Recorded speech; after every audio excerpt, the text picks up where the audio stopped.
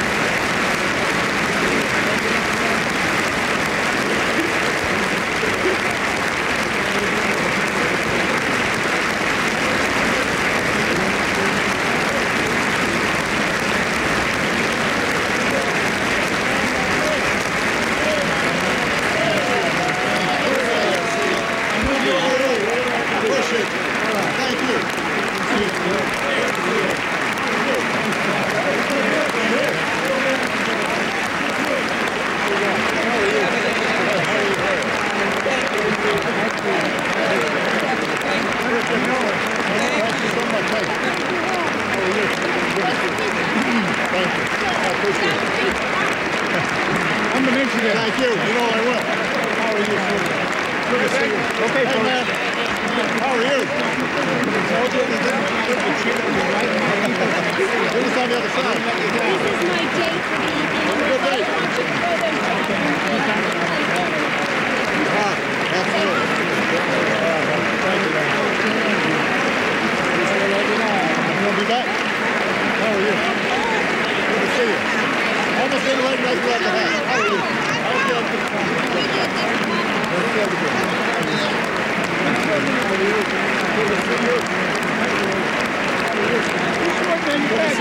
Hello there, Mr. President. How are you? Good to see you. How are you? We're going to be doing some work together. Good to see you. Equal time on this side, Mr. President. How you doing, bro? That's right. I saw you lying in the speech about that. How are you? God bless you. Good to see you. Thank you. Good to see you, man. You keep up the good work. Thank you. Hey, you. Come on, give me a thing. How are you? You shaved the beard, huh? It was looking a little special. Good to see you.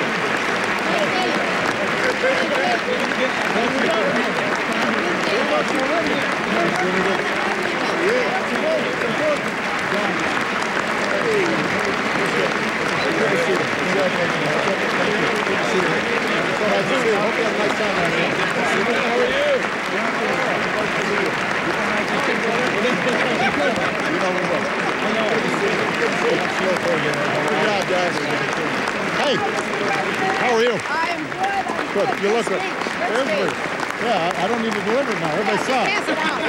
God, Ben. It's good to see you. Look good. You doing well? Good to see you.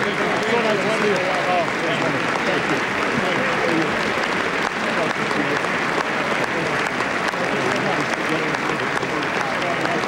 Thank you. People really enjoy talking to you.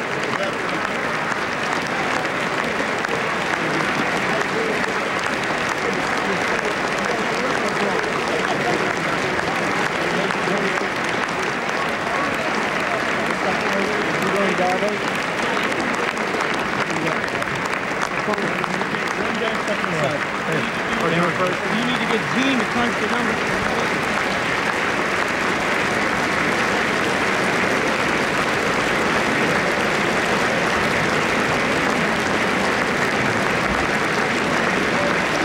All right, so there you've seen, and we've eavesdropped a little bit on the president walking in. You see, by the way, he's not wearing a red tie. He's not wearing a blue tie. It looks like he's wearing a purple tie, Candy Crowley. Is that purple, or am I a little colorblind? I'll go with lavender. I'm not sure why we're talking about it, but it looks like lavender. Well, I think it's symbolic. I think he gave that tie, Candy, some thought about what color. It's part of his country. Yeah. We're on the second you get a tie quiz. Here we go. Hold on a second. He's going to be introduced right now once again. He's got the speech right there. He's giving a copy to the Vice President, who's the President of the Senate, and to the new Speaker, John Boehner, who will hit that gavel within a few seconds and introduce the President. There'll be another standing ovation. They'll do it again. And then the President will begin his remarks.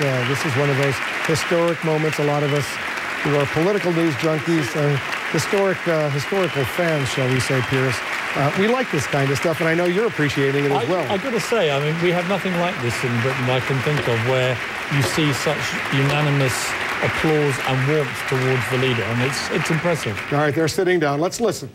I have the high privilege and distinct honor of presenting the President of the United States. Thank you again.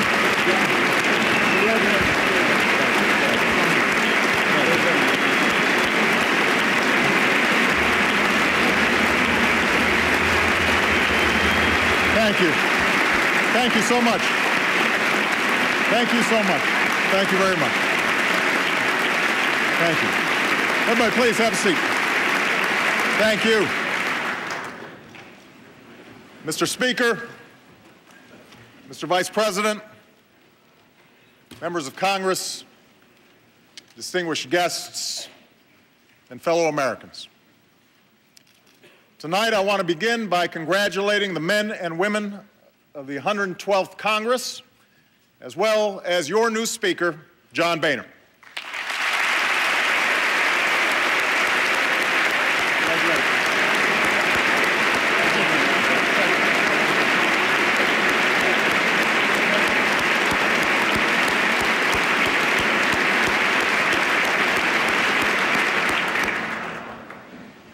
And as we mark this occasion, we're also mindful of the empty chair in this chamber, and we pray for the health of our colleague and our friend, Gabby Giffords.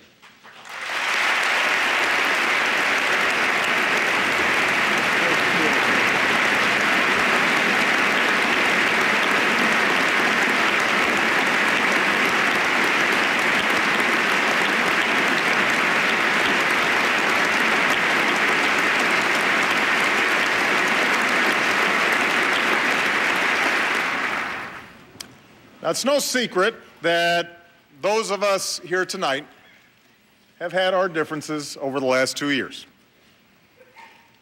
The debates have been contentious. We have fought fiercely for our beliefs.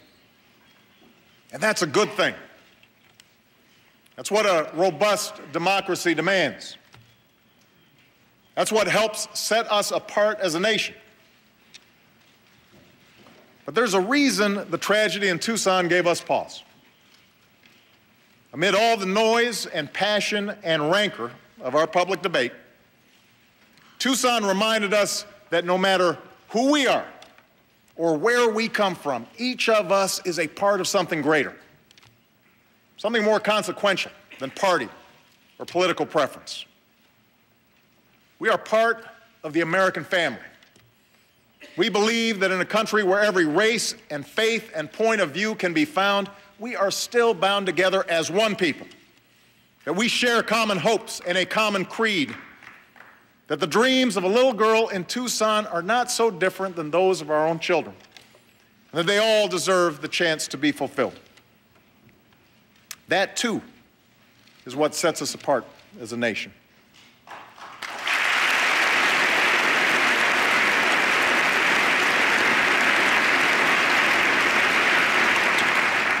Now, by itself, this simple recognition won't usher in a new era of cooperation. What comes of this moment is up to us. What comes of this moment will be determined not by whether we can sit together tonight, but whether we can work together tomorrow.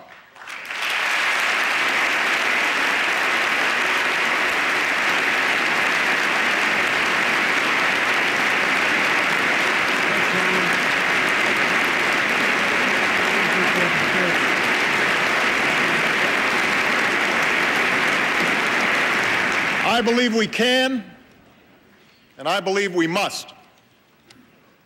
That's what the people who sent us here expect of us. With their votes, they've determined that governing will now be a shared responsibility between parties. New laws will only pass with support from Democrats and Republicans. We will move forward together, or not at all, for the challenges we face are bigger than party and bigger than politics. At stake right now is not who wins the next election. After all, we just had an election. At stake is whether new jobs and industries take root in this country or somewhere else. It's whether the hard work and industry of our people is rewarded. It's whether we sustain the leadership that has made America not just a place on a map, but the light to the world. Now, we are poised for progress. 2 years after the worst recession most of us have ever known, the stock market has come roaring back. Corporate profits are up. The economy is growing again. But we have never measured progress by these yardsticks alone. We measure progress by the success of our people, by the jobs they can find and the quality of life those jobs offer, by the prospects of a small business owner who dreams of turning a good idea into a thriving enterprise, by the opportunities for a better life that we pass on to our children. That's the project the American people want us to work on, together.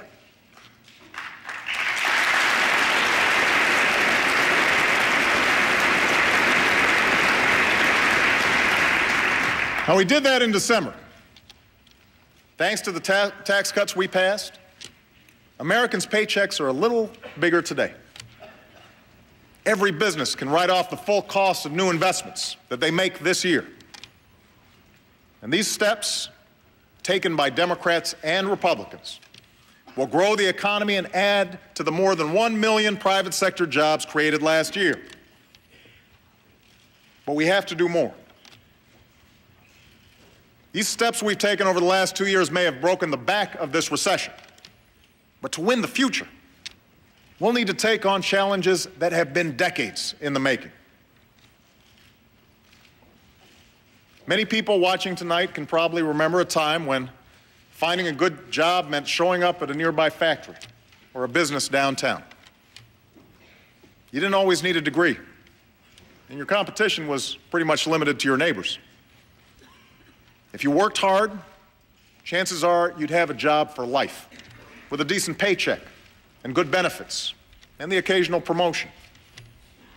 Maybe you'd even have the pride of seeing your kids work at the same company. That world has changed.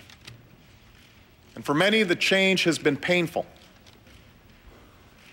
I've seen it in the shuttered windows of once booming factories, in the vacant storefronts on once busy main streets. I've heard it in the frustrations of Americans who've seen their paychecks dwindle or their jobs disappear. Proud men and women who feel like the rules have been changed in the middle of the game. They're right. The rules have changed.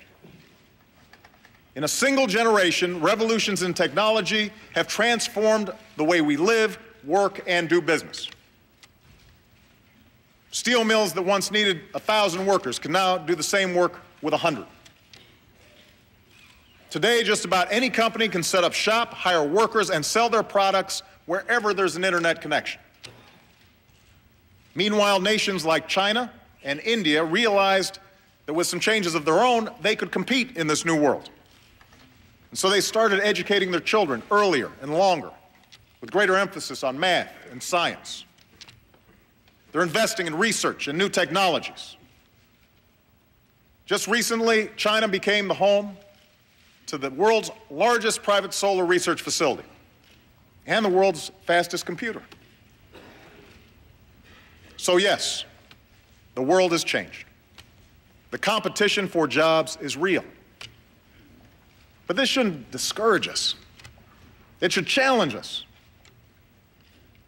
Remember, for all the hits we've taken these last few years, for all the naysayers predicting our decline, America still has the largest, most prosperous economy in the world.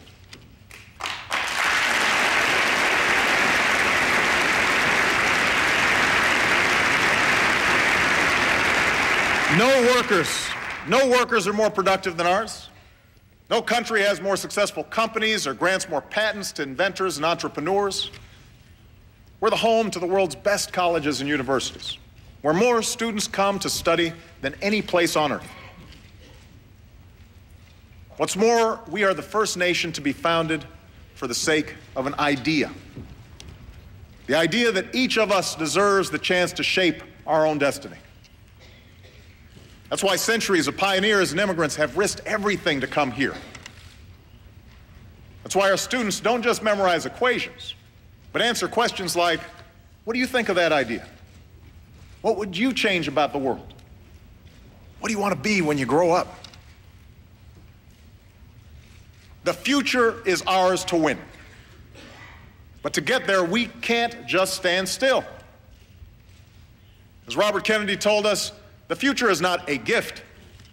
It is an achievement. Sustaining the American dream has never been about standing pat. It has required each generation to sacrifice and struggle and meet the demands of a new age. And now it's our turn. We know what it takes to compete for the jobs and industries of our time. We need to out-innovate, out-educate, and out-build the rest of the world.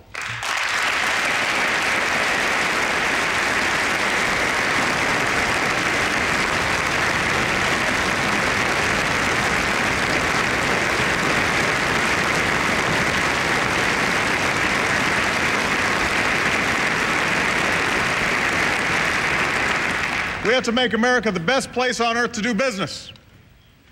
We need to take responsibility for our deficit and reform our government. That's how our people will prosper. That's how we'll win the future.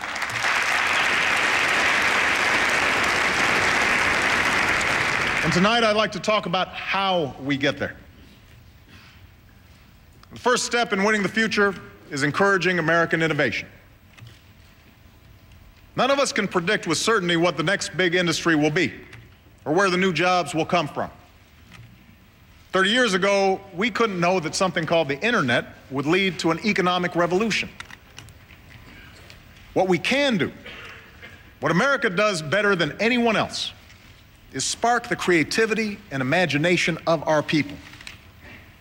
We're the nation that put cars in driveways and computers in offices.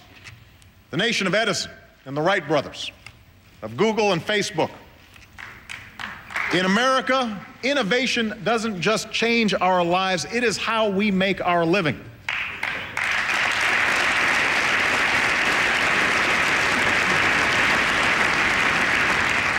Our free enterprise system is what drives innovation. But because it's not always profitable for companies to invest in basic research, throughout our history, our government has provided cutting-edge scientists and inventors with the support that they need. That's what planted the seeds for the internet. That's what helped make possible things like computer chips and GPS. Just think of all the good jobs, from manufacturing to retail, that have come from these breakthroughs. A half a century ago, when the Soviets beat us into space with the launch of a satellite called Sputnik, we had no idea how we would beat them to the moon. The science wasn't even there yet. NASA didn't exist. But after investing in better research and education, we didn't just surpass the Soviets. We unleashed a wave of innovation that created new industries and millions of new jobs. This is our generation's Sputnik moment.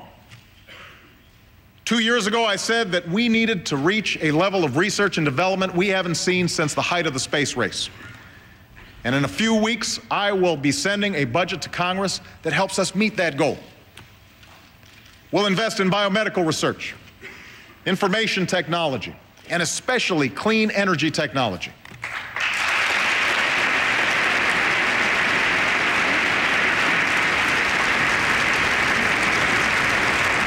An investment that will strengthen our security, protect our planet, and create countless new jobs for our people. Already we're seeing the promise of renewable energy.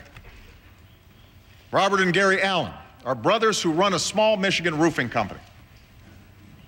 After September 11th, they volunteered their best roofers to help repair the Pentagon.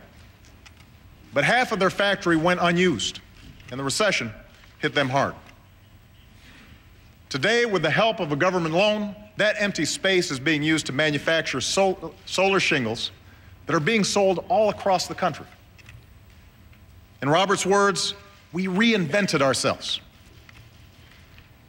That's what Americans have done for over 200 years. Reinvented ourselves. And to spur on more success stories like the Allen brothers, we've begun to reinvent our energy policy. We're not just handing out money. We're issuing a challenge. We're telling America's scientists and engineers that if they assemble teams of the best minds in their fields and focus on the hardest problems in clean energy, we'll fund the Apollo projects of our time. At the California Institute of Technology, they're developing a way to turn sunlight and water into fuel for our cars. At Oak Ridge National Laboratory, they're using supercomputers to get a lot more power out of our nuclear facilities. With more research and incentives, we can break our dependence on oil with biofuels and become the first country to have 1 million electric vehicles on the road by 2015.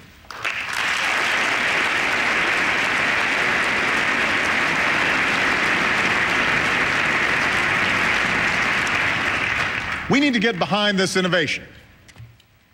And to help pay for it, I'm asking Congress to eliminate the billions in taxpayer dollars we currently give to oil companies.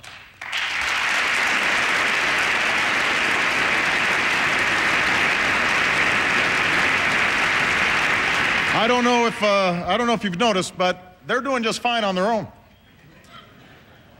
So instead of subsidizing yesterday's energy, let's invest in tomorrow's.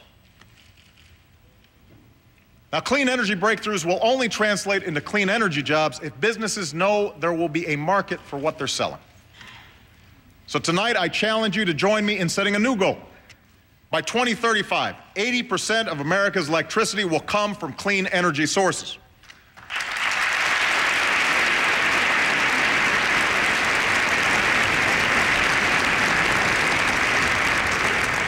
Some folks want wind and solar. Others want nuclear, clean coal, and natural gas. To meet this goal, we will need them all. And I urge Democrats and Republicans to work together to make it happen.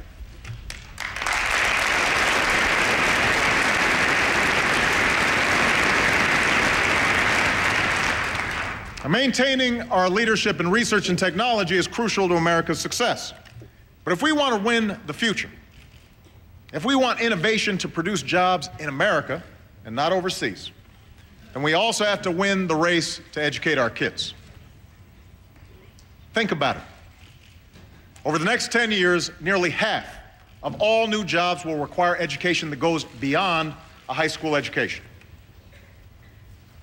And yet, as many as a quarter of our students aren't even finishing high school. The quality of our math and science education lags behind many other nations. America's fallen to 9th in the proportion of young people with a college degree.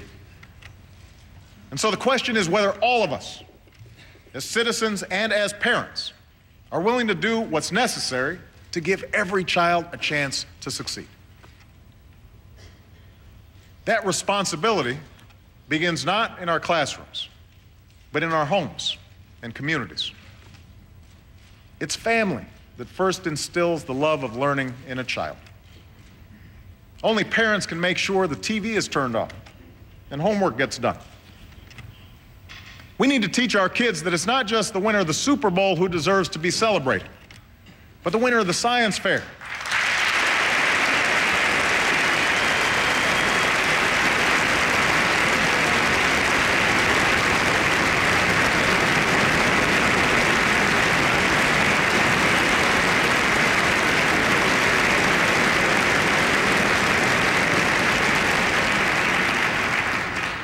We need to teach them that success is not a function of fame or PR, but of hard work and discipline.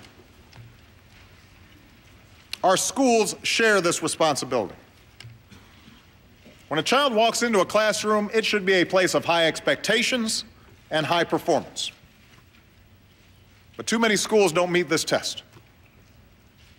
That's why instead of just pouring money into a system that's not working, we launched a competition called Race to the Top. To all 50 states, we said, if you show us the most innovative plans to improve teacher quality and student achievement, we'll show you the money. Race to the Top is the most meaningful reform of our public schools in a generation. For less than 1% of what we spend on education each year, it has led over 40 states to raise their standards for teaching and learning. And these standards were developed, by the way, not by Washington, but by Republican and Democratic governors throughout the country.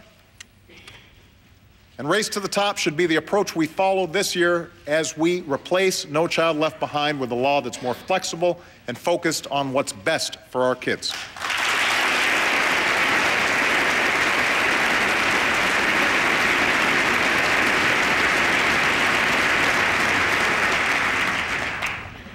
You see, we know what's possible from our children when reform isn't just a top-down mandate, but the work of local teachers and principals, school boards and communities. Take a school like Bruce Randolph in Denver. 3 years ago, it was rated one of the worst schools in Colorado, located on turf between two rival gangs. But last May, 97% of the seniors received their diploma. Most will be the first in their families to go to college. And after the first year of the school's transformation, the principal who made it possible wiped away tears when a student said, "Thank you, Miss Waters, for showing that we are smart and we can make it." That's what good schools can do. And we want good schools all across the country. Let's also remember that after parents, the biggest impact on a child's success comes from the man or woman at the front of the classroom. In South Korea, teachers are known as nation builders. Here in America, it's time we treated the people who educate our children with the same level of respect.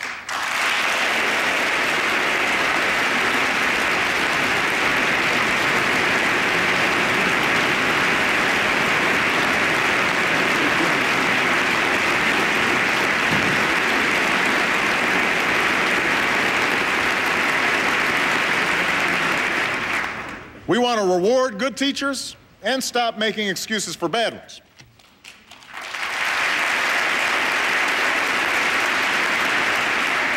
And over the next 10 years, with so many baby boomers retiring from our classrooms, we want to prepare 100,000 new teachers in the fields of science and technology and engineering and math.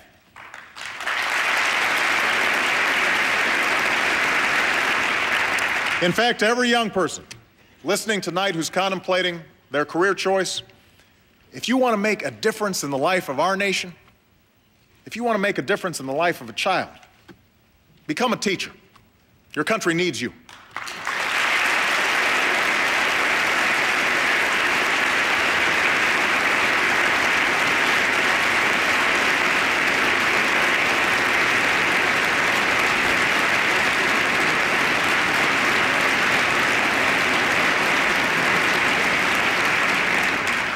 Of course, the education race doesn't end with a high school diploma.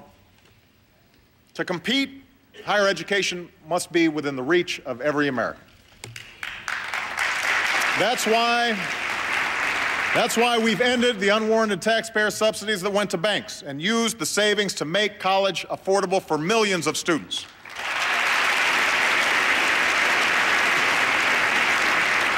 And this year, I asked Congress to go further and make permanent our tuition tax credit worth $10,000 for 4 years of college. It's the right thing to do.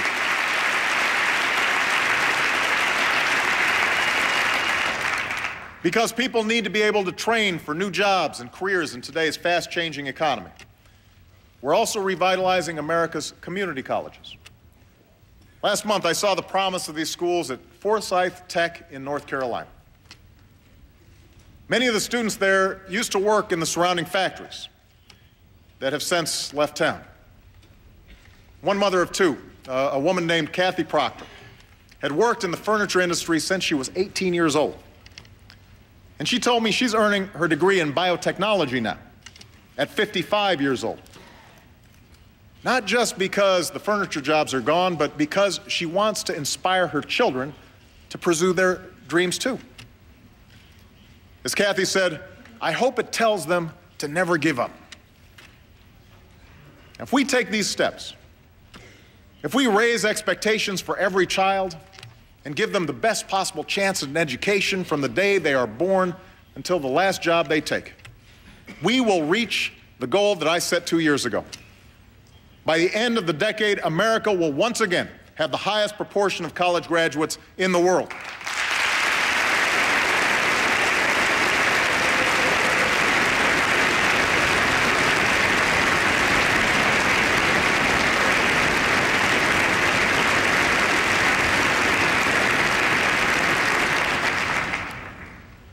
One last point about education.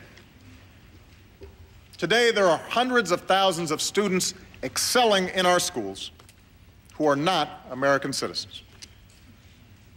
Some are the children of undocumented workers who had nothing to do with the actions of their parents. They grew up as Americans and pledge allegiance to our flag, and yet they live every day with the threat of deportation. Others come here from abroad to study in our colleges and universities. But as soon as they obtain advanced degrees, we send them back home to compete against us. It makes no sense. Now, I strongly believe that we should take on once and for all the issue of illegal immigration. And I am prepared to work with Republicans and Democrats to protect our borders, enforce our laws, and address the millions of undocumented workers who are now living in the shadows.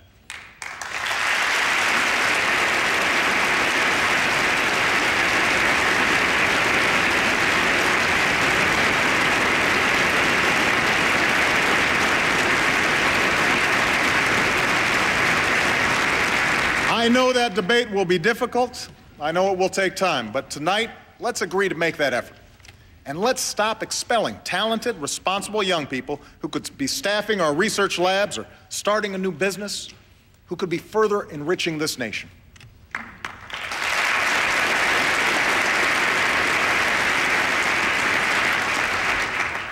The third step in winning the future is rebuilding America.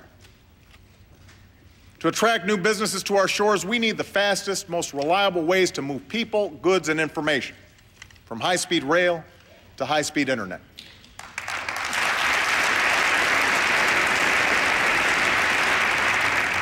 Our infrastructure used to be the best, but our lead has slipped. South Korean homes now have greater internet access than we do. Countries in Europe and Russia invest more in their roads and railways than we do. China's building faster trains and newer airports. Meanwhile, when our own engineers graded our nation's infrastructure, they gave us a D. We have to do better. America's the nation that built the Transcontinental Railroad, brought electricity to rural communities, constructed the interstate highway system. The jobs created by these projects didn't just come from laying down track or pavement. They came from businesses that opened near a town's new train station or the new off-ramp. So over the last 2 years, we've begun rebuilding for the 21st century, a project that has meant thousands of good jobs for the hard-hit construction industry. And tonight, I'm proposing that we redouble those efforts.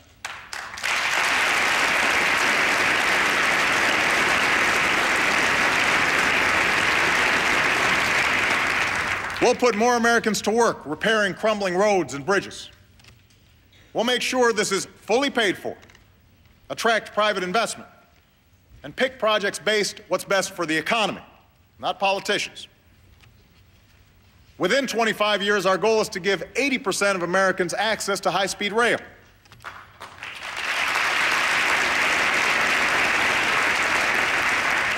This could allow you to go places in half the time it takes to travel by car. For some trips, it'll be faster than flying, without the pat-down.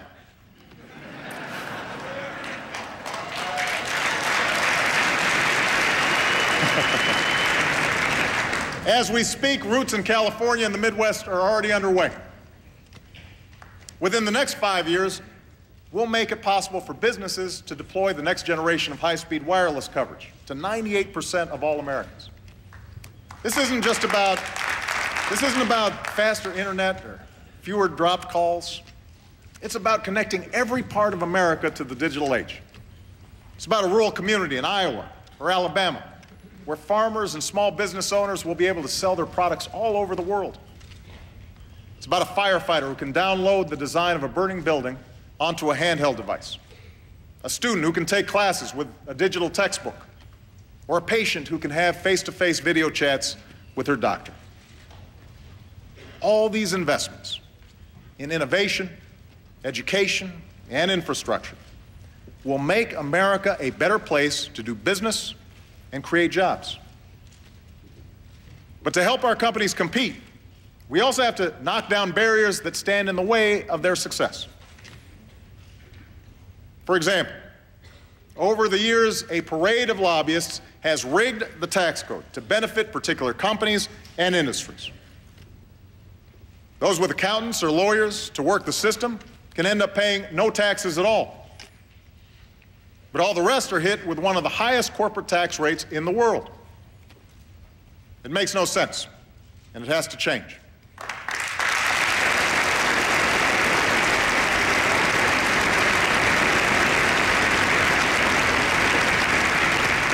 So tonight I'm asking Democrats and Republicans to simplify the system, get rid of the loopholes, level the playing field, and use the savings to lower the corporate tax rate for the first time in 25 years without adding to our deficit. It can be done.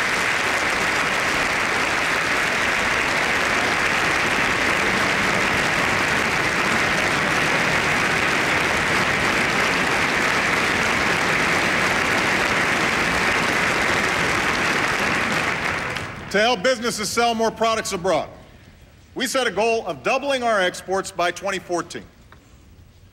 Because the more we export, the more jobs we create here at home. Already our exports are up. Recently we signed agreements with India and China that will support more than 250,000 jobs here in the United States. And last month we finalized a trade agreement with South Korea that will support at least 70,000 American jobs. This agreement has unprecedented support from business and labor, Democrats and Republicans. And I ask this Congress to pass it as soon as possible.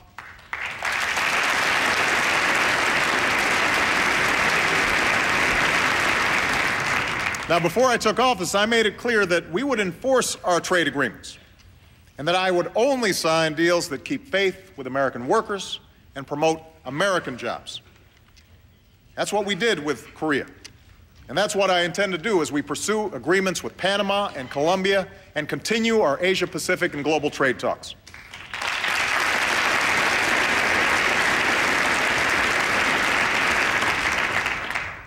To reduce barriers to growth and investment, I've ordered a review of government regulations. When we find rules that put an unnecessary burden on businesses, we will fix them.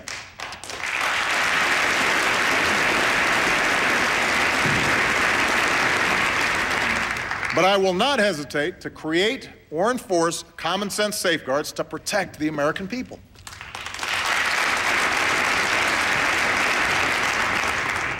That's what we've done in this country for more than a century. It's why our food is safe to eat, our water is safe to drink, and our air is safe to breathe.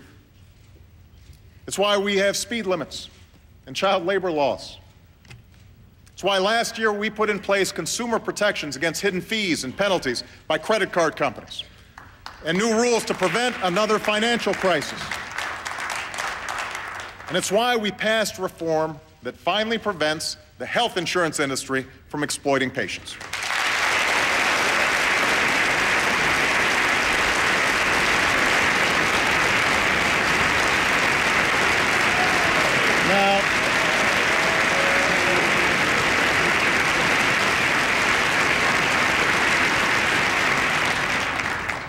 Now, I have heard rumors that a few of you still have concerns about our new health care law.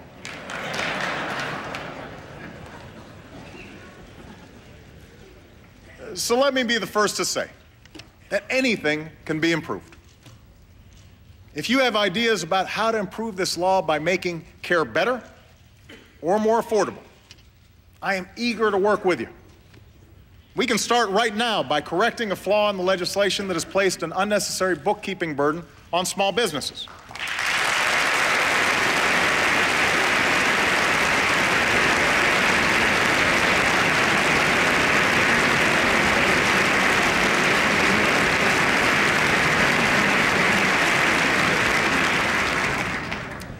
What I'm not willing to do is go back to the days when insurance companies could deny someone coverage because of a pre-existing condition.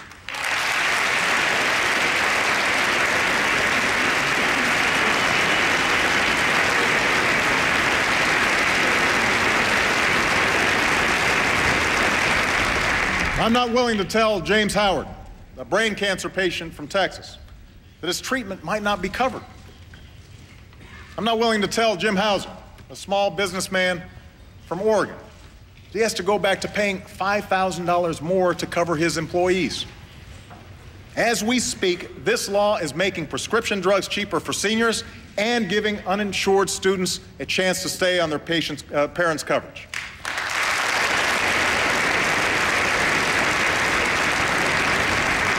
So I say to this chamber tonight, instead of refighting the battles of the last 2 years, let's fix what needs fixing and let's move forward.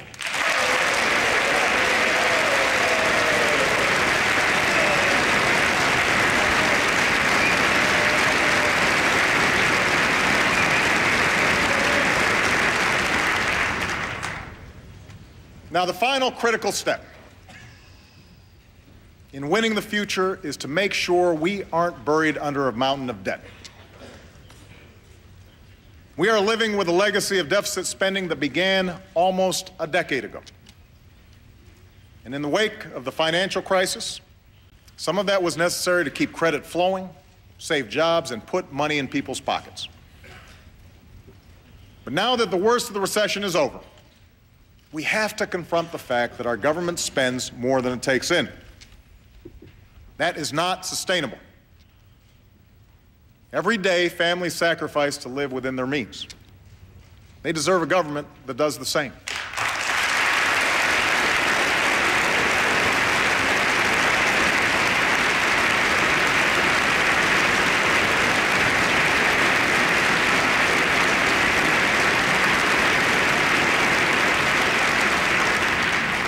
So tonight, I am proposing that starting this year, we freeze annual domestic spending for the next 5 years.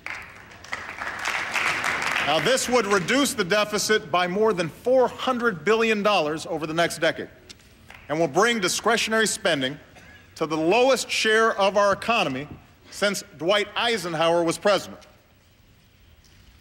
This freeze will require painful cuts. Already, we've frozen the salaries of hard-working federal employees for the next 2 years. I've proposed cuts to things I care deeply about, like community action programs. The Secretary of Defense has also agreed to cut tens of billions of dollars in spending that he and his generals believe our military can do without. Now, I recognize that some in this chamber have already proposed deeper cuts. And I'm willing to eliminate whatever we can honestly afford to do without. But let's make sure that we're not doing it on the backs of our most vulnerable citizens.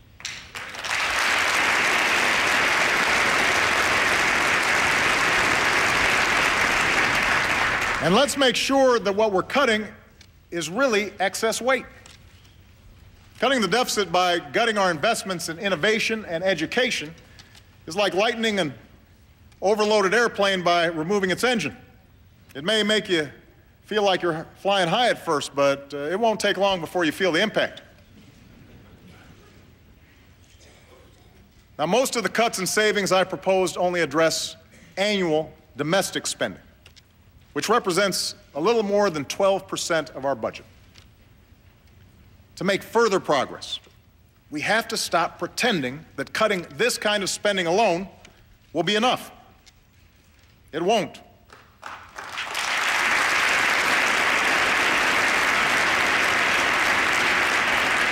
The Bipartisan Fiscal Commission I created last year made this crystal clear.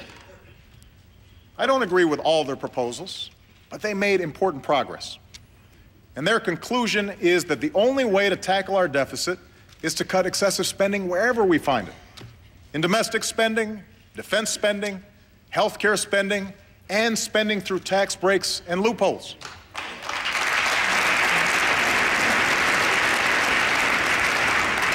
This means further reducing health care costs, including programs like Medicare and Medicaid, which are the single biggest contributor to our long-term deficit. The health insurance law we passed last year will slow these rising costs, which is part of the reason that nonpartisan economists have said that repealing the health care law would add $250 billion to our deficit. Still, I'm willing to look at other ideas to bring down costs, including one that Republicans suggested last year: medical malpractice reform to rein in frivolous lawsuits.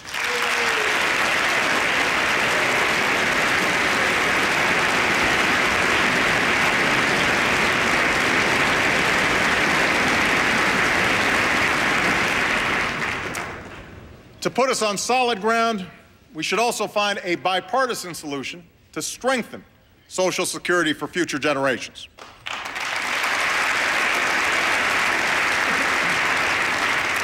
We must do it without putting at risk current retirees, the most vulnerable, or people with disabilities, without slashing benefits for future generations, and without subjecting Americans' guaranteed retirement income to the whims of the stock market.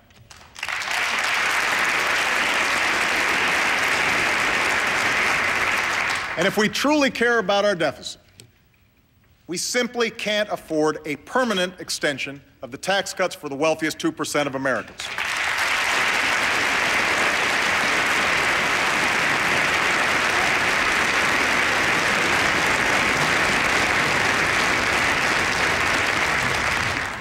Before we take money away from our schools or scholarships away from our students, we should ask millionaires to give up their tax break.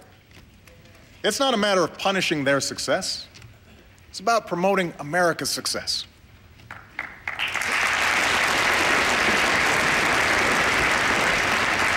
In fact, the best thing we could do on taxes for all Americans is to simplify the individual tax code.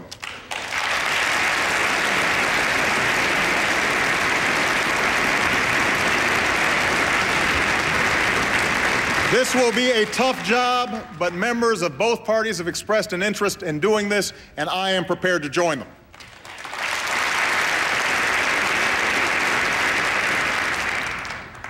So now is the time to act.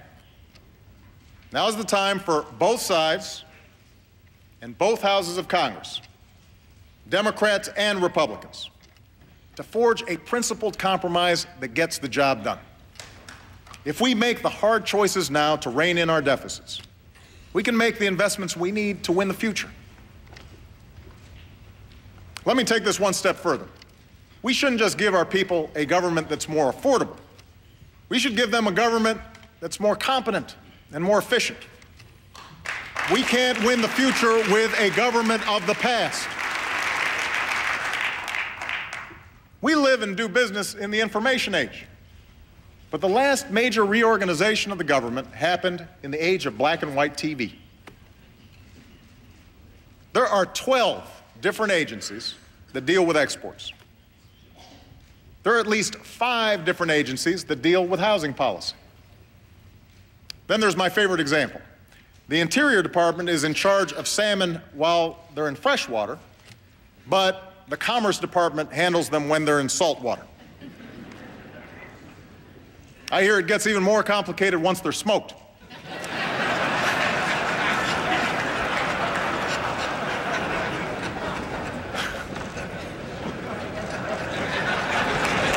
Now,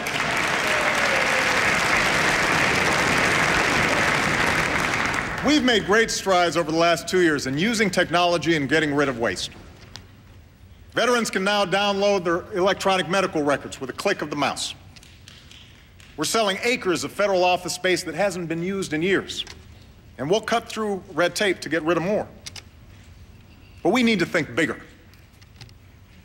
In the coming months, my administration will develop a proposal to merge, consolidate, and reorganize the federal government in a way that best serves the goal of a more competitive America. I will submit that proposal to Congress for a vote, and we will push to get it passed.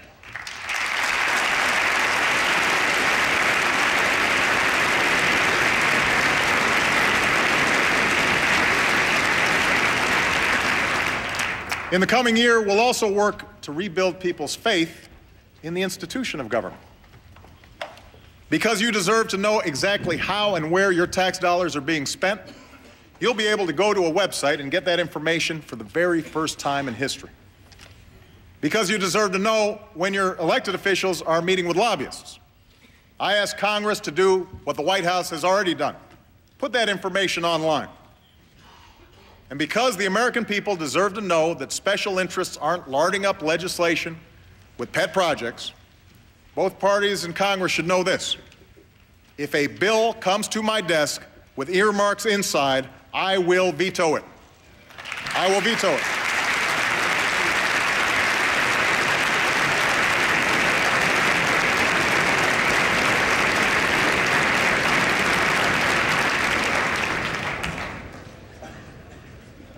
The 21st century government that's open and competent, a government that lives within its means, an economy that's driven by new skills and new ideas. Our success in this new and changing world will require reform, responsibility, and innovation. It will also require us to approach that world with a new level of engagement in our foreign affairs. Just as jobs and businesses can now race across borders, so can new threats and new challenges. No single wall separates East and West. No one rival superpower is aligned against us. And so we must defeat determined enemies wherever they are and build coalitions that cut across lines of region and race and religion. And America's moral example must always shine for all who yearn for freedom and justice and dignity. And because we've begun this work, tonight we can say that American leadership has been renewed and America's standing has been restored. Look to Iraq, where nearly 100,000 of our brave men and women have left with their heads held high.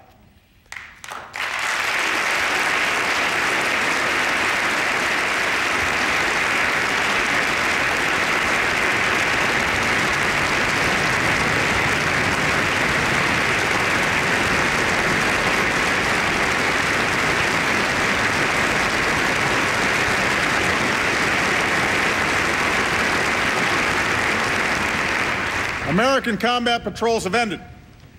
Violence is down, and a new government has been formed. This year, our civilians will forge a lasting partnership with the Iraqi people while we finish the job of bringing our troops out of Iraq. America's commitment has been kept. The Iraq War is coming to an end.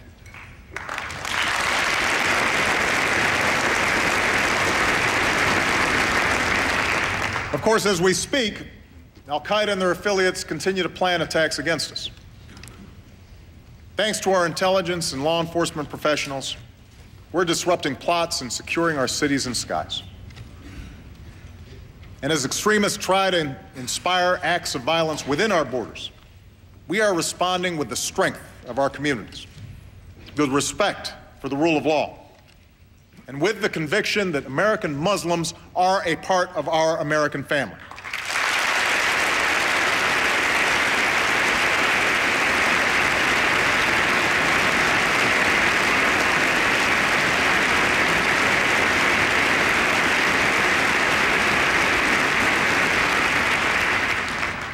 We've also taken the fight to al-Qaeda and their allies abroad. In Afghanistan, our troops have taken Taliban strongholds and trained Afghan security forces. Our purpose is clear. By preventing the Taliban from reestablishing a stranglehold over the Afghan people, we will deny al-Qaeda the safe haven that served as a launching pad for 9/11. Thanks to our heroic troops and civilians, fewer Afghans are under the control of the insurgency. There will be tough fighting ahead, and the Afghan government will need to deliver better governance. But we are strengthening the capacity of the Afghan people and building an enduring partnership with them. This year, we will work with nearly 50 countries to begin a transition to an Afghan lead. And this July, we will begin to bring our troops home.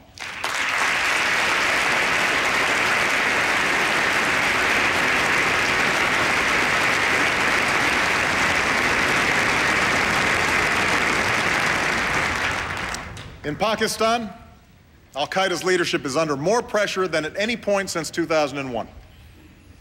Their leaders and operatives are being removed from the battlefield. Their safe havens are shrinking. And we've sent a message from the Afghan border to the Arabian Peninsula to all parts of the globe. We will not relent, we will not waver, and we will defeat you.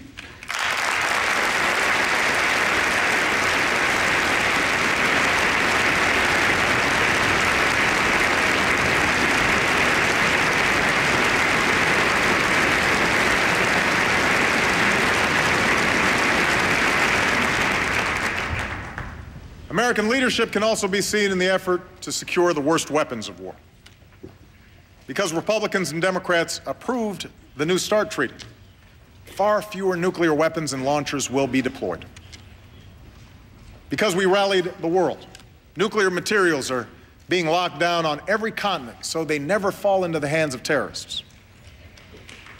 Because of a diplomatic effort to insist that Iran meet its obligations, the Iranian government now faces tougher sanctions, tighter sanctions than ever before. And on the Korean Peninsula, we stand with our ally South Korea and insist that North Korea keeps its commitment to abandon nuclear weapons.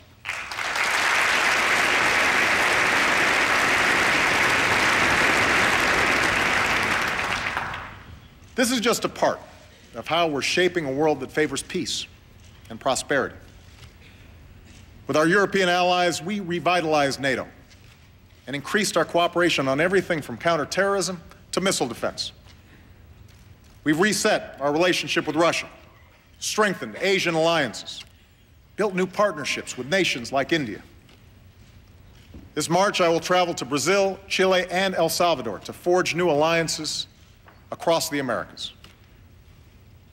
Around the globe, we're standing with those who take responsibility, helping farmers grow more food, supporting doctors who care for the sick, and combating the corruption that can rot a society and rob people of opportunity. Now, recent events have shown us that what sets us apart must not just be our power. It must also be the purpose behind it. In South Sudan, with our assistance, the people were finally able to vote for independence after years of war. Thousands lined up before dawn. People danced in the streets. One man who lost 4 of his brothers at war summed up the scene around him. "This was a battlefield for most of my life," he said. "Now we want to be free."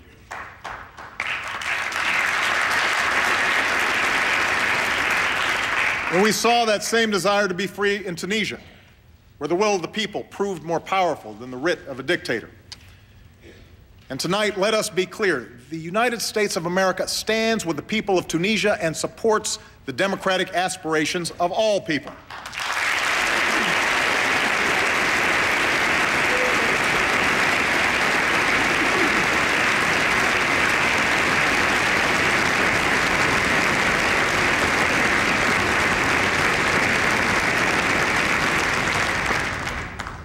We must never forget that the things we've struggled for and fought for live in the hearts of people everywhere. And we must always remember that the Americans who have borne the greatest burden in this struggle are the men and women who serve our country.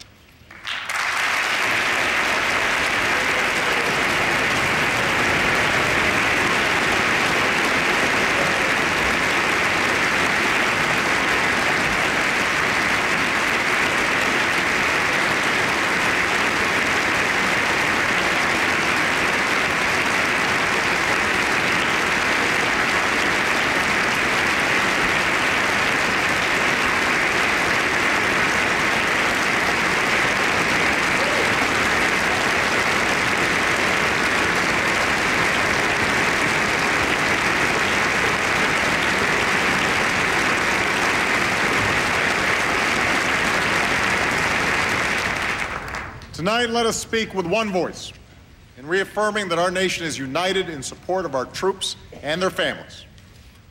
Let us serve them as well as they've served us by giving them the equipment they need, by providing them with the care and benefits that they have earned, and by enlisting our veterans in the great task of building our own nation. Our troops come from every corner of this country. They're black, white, Latino, Asian, Native American. They are Christian and Hindu, Jewish and Muslim. And yes, we know that some of them are gay. Starting this year, no American will be forbidden from serving the country they love because of who they love.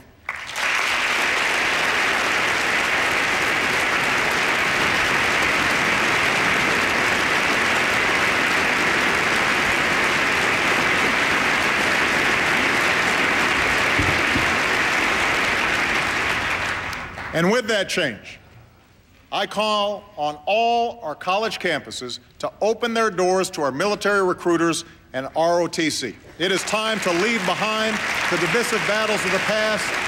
It is time to move forward as one nation.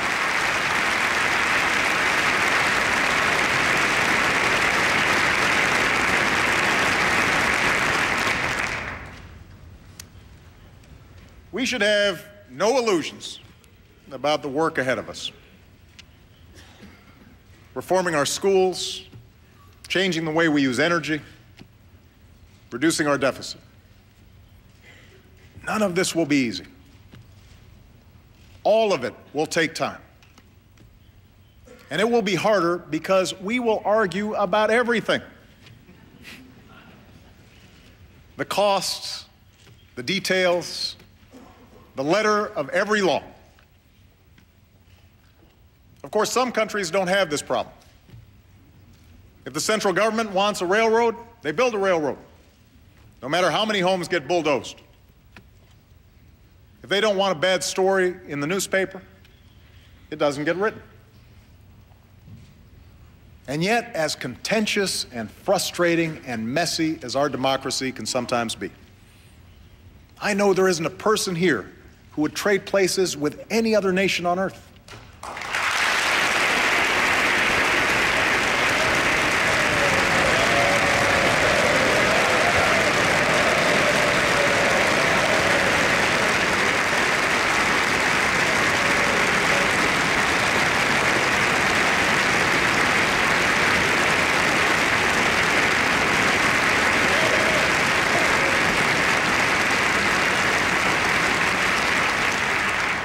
We may have differences in policy, but we all believe in the rights enshrined in our Constitution. We may have different opinions, but we believe in the same promise that says, this is a place where you can make it if you try. We may have different backgrounds, but we believe in the same dream that says, this is a country where anything is possible, no matter who you are, no matter where you come from. That dream is why I can stand here before you tonight. That dream is why a working class kid from Scranton can sit behind me.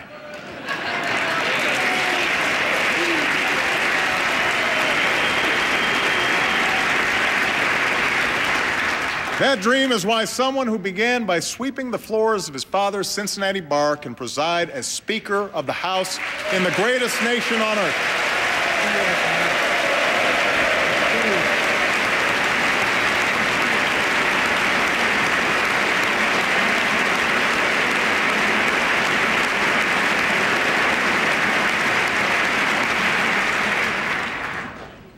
That dream, that American dream, is what drove the Allen brothers to reinvent their roofing company for a new era.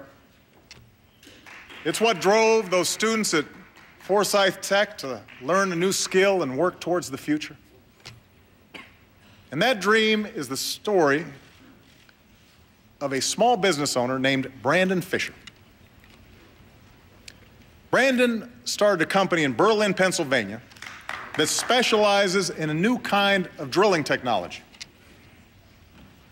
And one day last summer, he saw the news that halfway across the world, 33 men were trapped in a Chilean mine, and no one knew how to save them.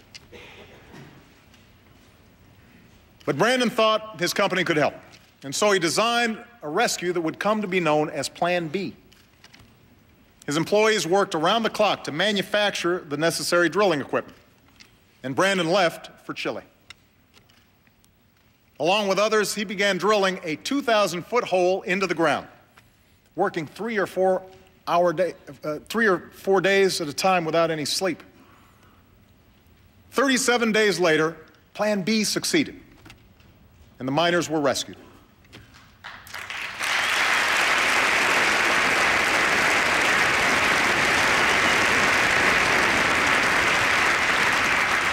But because he didn't want all the attention, Brandon wasn't there when the miners emerged. He'd already gone back home, back to work on his next project. And later, one of his employees said of the rescue, "We proved that Center Rock is a little company, but we do big things."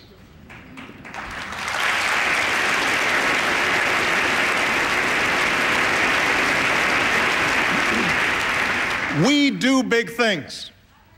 From the earliest days of our founding, America has been the story of ordinary people who dare to dream. That's how we win the future. We're a nation that says, I might not have a lot of money, but I have this great idea for a new company. I might not come from a family of college graduates, but I will be the first to get my degree. I might not know those people in trouble, but I think I can help them, and I need to try. I'm not sure how we'll reach that better place beyond the horizon, but I know we'll get there. I know we will. We do big things. The idea of America endures. Our destiny remains our choice. And tonight, more than 2 centuries later, it's because of our people that our future is hopeful, our journey goes forward, and the state of our union is strong. Thank you. God bless you. And may God bless the United States of America.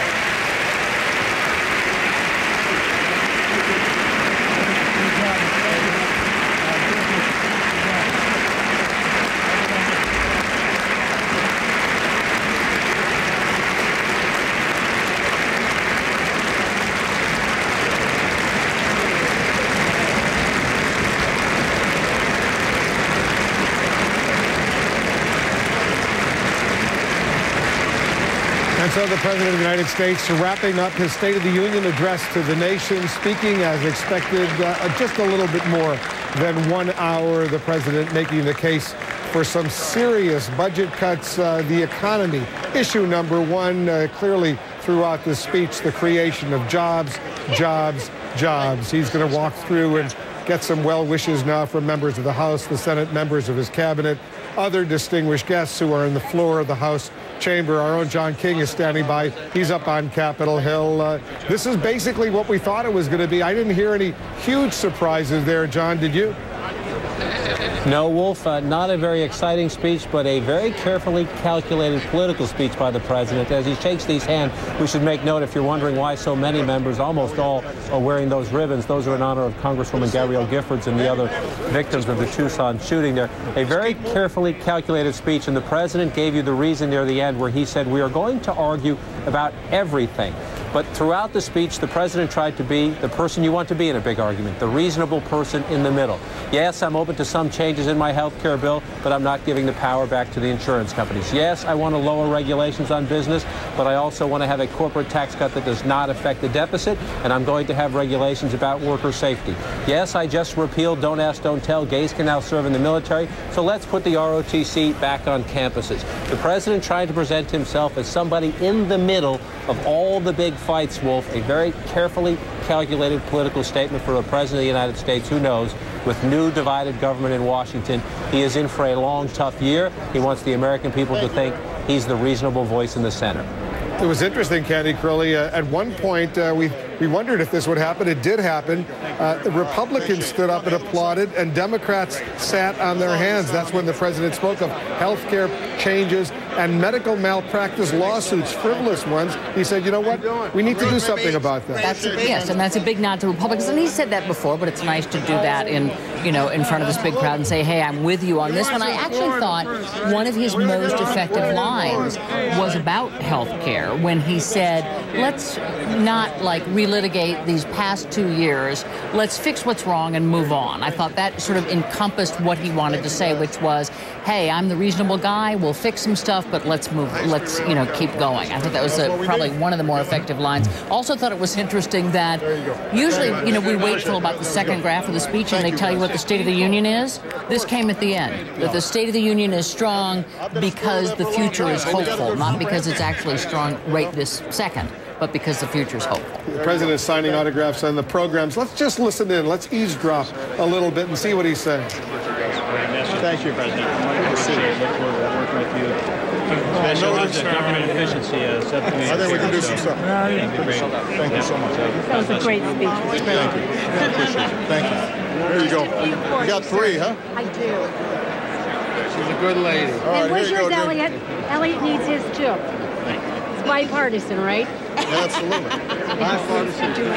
David Gergen, you've heard a lot of these kinds of speeches, State of the Union addresses. What did you think? Quiet speech, unusually so. I think possibly because of the way people were sitting. First half of the speech was excellent. This is the first president, I think, who's made the Secretary of Education the most important member of his cabinet during a speech. I mean, he really centered, I thought, on the competitiveness question as well. The second half of the speech, it seemed to me to go downhill a bit, and it was particularly disappointing how, I thought superficially, and without boldness, and let an opportunity pass by on the deficits. I really did not think he came to grips with the deficits. Yeah, I just want to remind our viewers that once he leaves the House chamber, the Republican response, the Republican address to the nation, as it's called, Paul Ryan, the congressman from Wisconsin, the Republican congressman from Wisconsin will speak. He'll deliver that speech, by the way, in the House Budget Committee room, which is he's the chairman of that.